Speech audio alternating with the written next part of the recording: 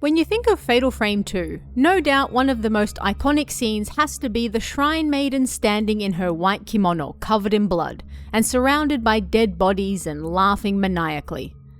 It occurs somewhat early in the game and, in an instant, lets you know what you're in for. Not a good time. That young girl soon proves to be the main impetus behind the game, and this week we're going to take a deep dive into who she is and how she got there in the first place. This is the tragedy of Kurosawa Sae. Who is Kurosawa Sae? Sae was born in Minakami village alongside her twin sister Yae.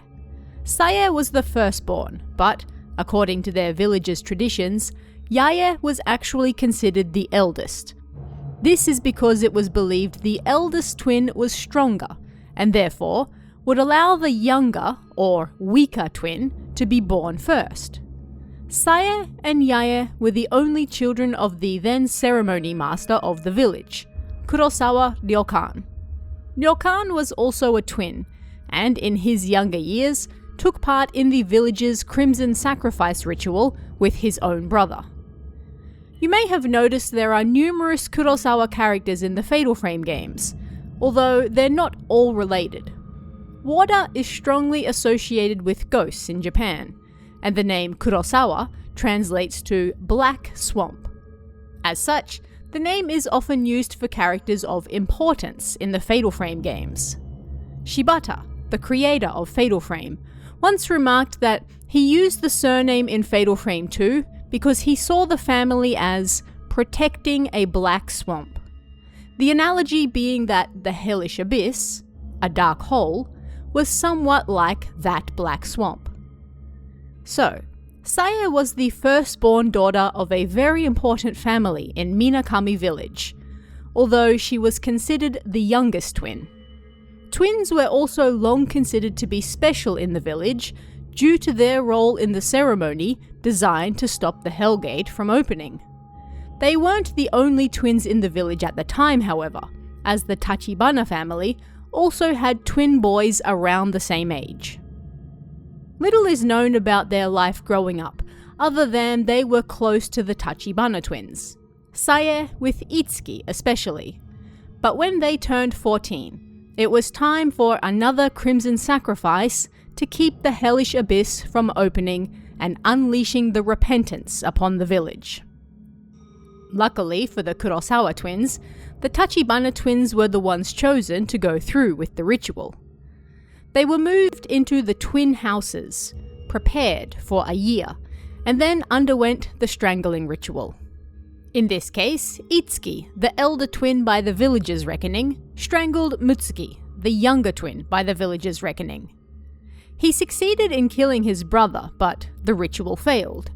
It turned out that Itsuki simply loved his brother too much, and that attachment caused the ritual to fail.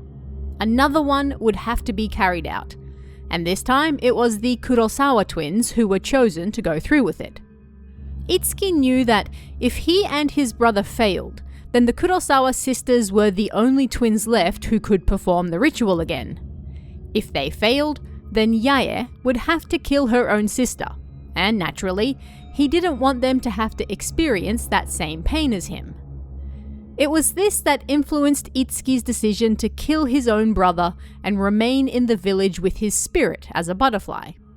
He promised his brother he would help the twins escape if they failed, however, and Itsuki sent a letter to his friend, Munakata Ryozo, apprentice to the folklorist Makabe Seijiro, and the man who would eventually become Hinasaki Miku's great-grandfather.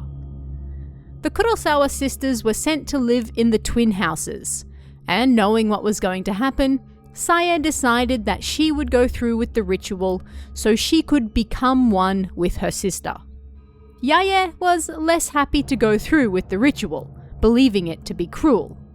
She was the one who was going to have to kill her sister, after all. Yet, Munakata arrived while the girls were being prepared, having received Itsuki's letter. Both he and Makabe were welcomed into the village, although for ulterior motives that I covered in the Kusabi video. I'll leave a link to that in the comments. Makabe, being friends with Dr. Aso, had a camera obscura with him and took a photo of the Kurosawa twins shortly after arriving. Yet, Sae's face was horribly blurred in the photo, which he found intriguing. The girls also quickly cottoned on that the village planned on using both Makabe and Munakata as kusabi sacrifices, and showed the men a way to escape the village before that occurred. Makabe chose to remain behind willingly as a kusabi sacrifice and sent Munakata away. Before leaving, the young apprentice promised Yae he would return for the girls before the Crimson Sacrifice ritual. Yet, Sae did not want to be saved. By this point, she was fully dedicated to the ritual and the idea of becoming one with her sister. After all, the long-held belief in the village was that twins were one spirit split into two bodies, and by being killed by her sister, they would be reunited as such. It was, to her, the ultimate act of love. Shortly before the ceremony, Itsuki snuck both sisters into the forest surrounding the village and told them to run ahead. He warned them not to look back, but Sae did, taking one final look at her close friend. Yae did as instructed and kept running, but Sae struggled to keep up with her. As the physical gap widened between the sisters, Sae realized that the emotional gap between them would widen as well. If they escaped, they would grow up, grow old, and naturally, grow further apart from each other. That was the last thing she wanted, and at that moment, Sae slipped and fell down a cliff. The villagers, realizing the twins were missing, hunted them down. They found the injured Sae and took her back to the village, but Yae was gone. Itsuki was captured for his part in helping the twins to escape and locked in a storehouse. Sae went to see him, but by the time she got there, he had already killed himself. Sae lamented how everything had gone tragically wrong, but in her heart still believed that Yae would return for her and they would be able to carry out the ritual themselves. Of course, Yae didn't return. She fled with Munakata and never looked back. Realizing this, Sae resolved to go through with the ritual alone. There were no other twins in the village, so nothing else could be done.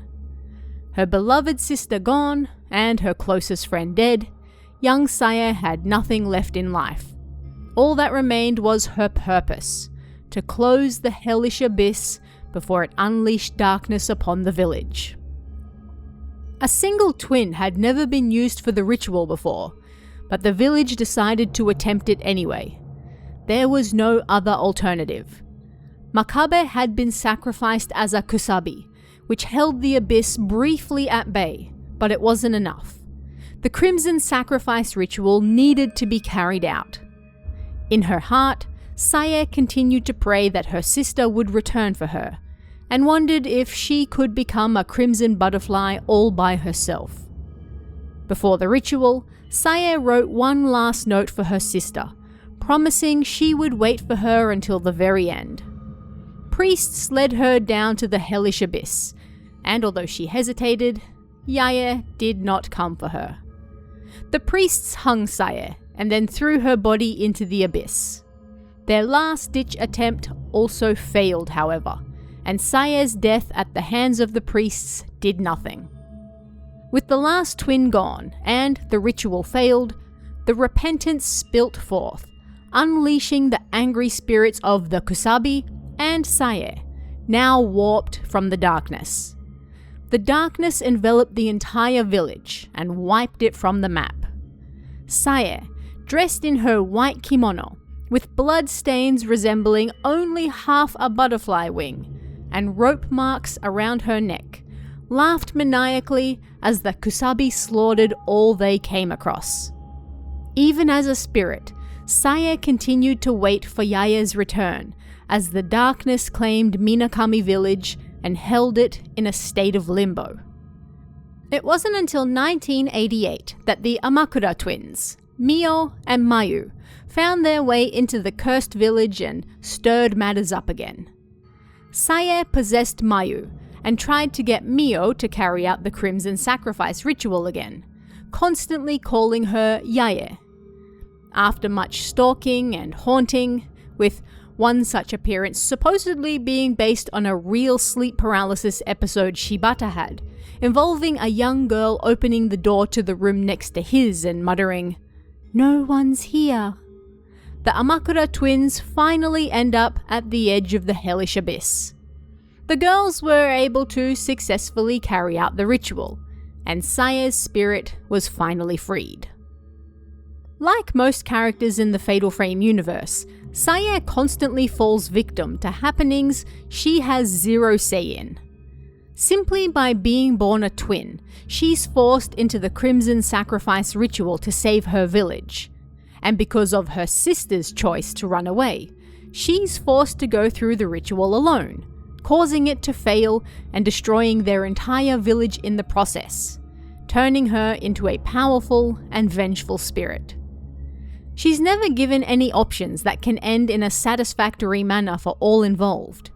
But in the end, it's her desire to carry out the ritual, to become one with her sister, the other half of her spirit, that eventually drives her to possess Mayu and have Mio finish the ritual that failed so long ago, releasing the village from the hold the darkness has on it. But what do you guys think about this one? Are there any other lore videos from Fatal Frame that you'd like to see? Let me know in the comments below, and I'll see you again next time.